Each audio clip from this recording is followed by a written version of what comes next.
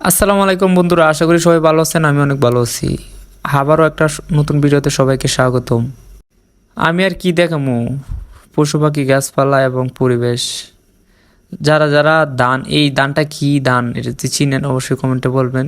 So এটা কি সুন্দর দান, কে কে জানে চিনেন এই দানটাকে অবশ্যই কিন্তু কমেন্টে বলে যাবেন। সো এই দানটা করছি, আলহামদুলিল্লাহ ভালোই হয়েছে। অনেক জায়গায় তো অনেক কিছু মারি গেছে, অনেক ধান মারি গেছে, কিন্তু আমাদের ক্ষেত ফসল মারি যায় নাই। ধান ক্ষেত আলহামদুলিল্লাহ সব কিছু ভালোই হয়েছে।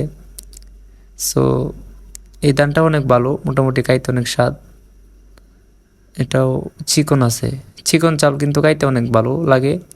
তাই চিকন চাউল মারানো প্রয়োজন, চিকন ধান মারানোর প্রয়োজন বেশি বেশি। এই কারণে একটু চিকন ধান বেশি বেশি মারাই, যাতে খাইতে একটু ভালো লাগে বেশি। মোটাটা একটু খাইতে বেশি একটু ভালো লাগে না। সো এখন চলে যাবো আমি রেল লাইনে। রেল লাইনে যা, রেল লাইন ট্রেন আসবে, একটু দেখবো। দেখুন কি সুন্দর ট্রেন চলছে, গাড়ি। ট্রেনের কিন্তু থামতি নাই, ট্রেন কিন্তু কোনো সময় থামে না।